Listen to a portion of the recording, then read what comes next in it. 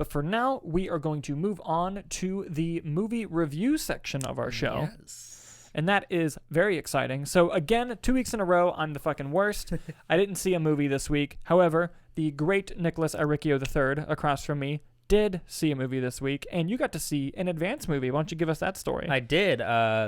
So for those that watched the show last week, I mentioned that I was going to a Regal Monday movie mystery, and that I was fully expecting it to be A Man Called Otto, but I was going anyway on the hopes it was Ant-Man and the Wasp: Quantumania. It wasn't.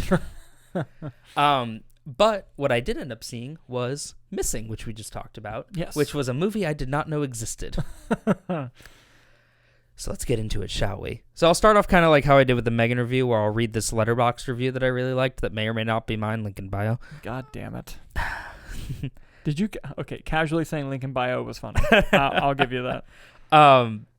Oftentimes held back by the restraints of its narrative style, Missing still offers viewers an intense and suspenseful ride with plenty of exciting twists and turns. Storm Reid gives another breakout performance, which allows the audience to easily become emotionally invested in her character, which could have been a large hurdle given the movie's screen-only visual style. Overall, a solid watch that I hope gets a better marketing push in the coming weeks before its release. I saw this movie early at a Regal Monday Movie Mystery event and had not heard of it prior to sitting in that theater and it starting. Well, you went to college, didn't you? Ooh, for communications. Oh, buddy. So I'll come right out the gate. I did not see Searching. Mm-hmm. I don't think it's set in that universe. I believe it's directed by the editor of that movie. Okay. I very much was not a fan of any COVID Skype episode that every TV show did. And that was asking me to handle 22 minutes of it. Mm-hmm. And this one asked me for an hour and a half. Gotcha. And that was kind of my biggest issue, was I don't particularly care for that style. I think there's too much going on. It's way too much visual, flair. I'm going to the movies to go into another world, not to go into a computer screen, which I think is the biggest issue. Like, it felt more to me like the Apple computer was the star of the movie and not Storm Reid.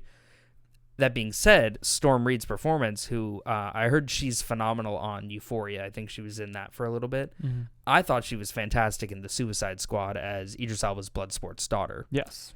Because she absolutely held her own, if not was better than Idris Elba in their scenes together. Mm-hmm.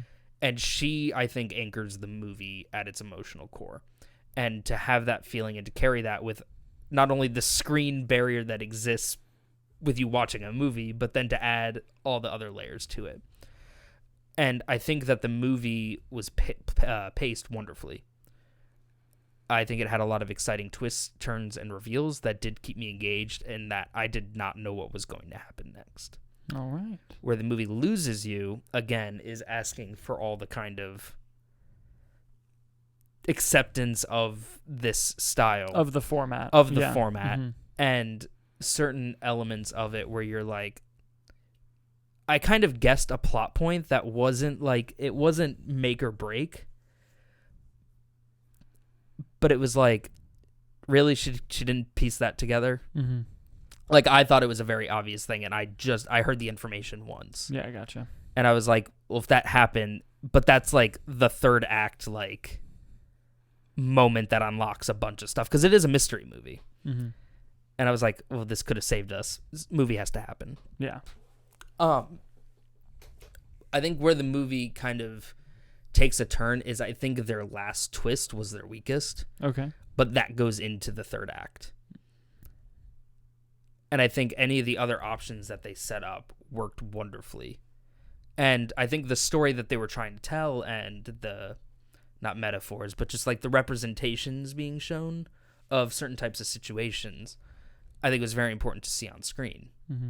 And to see it in this way. But I think that it lacked the emotional punch, because when you're watching these very dramatic, intense, heavy moments, you're looking at grainy, zoomed in security camera footage or something, which I think... Because it has to commit to the format that it's presenting. And I applaud their commitment to it. And there's a transition in it that is hysterical, because I won't get into like deep spoilers, obviously, because the movie comes out Thursday or today if you're watching it. Yeah.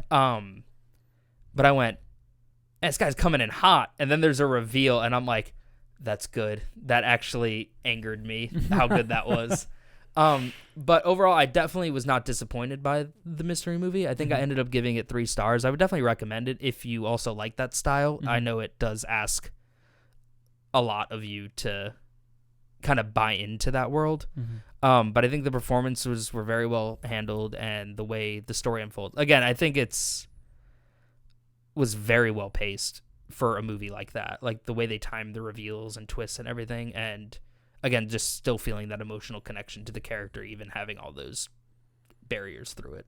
Yeah, that's awesome. And I just want to point out, now this could be not true because I also have not seen Searching, but according to the IMDb trivia, this is a sequel to Searching, and apparently the news footage at the opening of the movie is from Searching.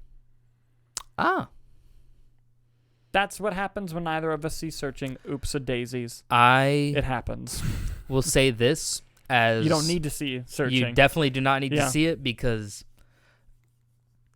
what he just said is actually it, if that's the case. Yeah. That ties no relevance. It's like she's watching a YouTube video recapping whatever the reveal in that movie was. I don't even remember. I don't even think they reveal what it was in the clip. So So hey, that means it stands on its own, which is a good thing. More of a spiritual sequel, if anything, at that point. Then it seems just kind of in the same world, I guess. Yeah, because sequel, you think like, oh, characters are returning and stuff like that.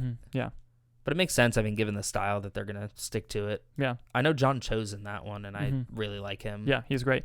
Host was the other one I was thinking of. I've not the seen movie Host. Like this. It was like a Shudder original, but I remember it got like really good reviews, and I never ended up watching it. But I did want to see that. See, I like a found footage movie. I don't mind that when it's like the grainy stuff like that. I think it's staring at computer screens all day. Like I go to the movies and I'm staring at a screen. Yeah. But I don't want to go stare at a computer screen again. And I will say, being someone who hasn't watched it, obviously. Yeah. Just knowing it's going to be in that format and seeing that it's an hour 51, to me, you got to cap that at 80 to 90 minutes. And again, I do that. I think I was intrigued by it. Like I didn't feel. You kind of go through phases of being worn out and then go to it. I appreciate the dedication they do it, but it also is probably going to be bad and controversial. It's a gimmick. Yeah. And gimmicks get old pretty quick, and you're asking for 2 hours of it. But hey, from a production standpoint, I bet it was cheap to make, and they're going to make some money. Oh, absolutely. No, and again, given all that, I still very much like the movie. I do recommend it. I'm just saying, like, go in with that. Be ready to stare at that screen, have just information just being thrown at you constantly. Yeah. But the performances were great. It was, when it started and I saw it was in that style, I was like, but it did win me over. But then toward the end, you're like, I really wish that, because there's a moment where like the final reveal happens and you're like, they could have gotten away with going cinematic at this point. Gotcha. Okay. I see. But overall, recommend, I would say so. Yeah. I need to catch up on a bunch of fucking movies, so I can't even promise I'll see a movie next week because I got some shit going on this week. I'm going to do my best to catch up, you guys. But I'll watch yes. something, guys. I'll keep you in. Yes, you can count on him.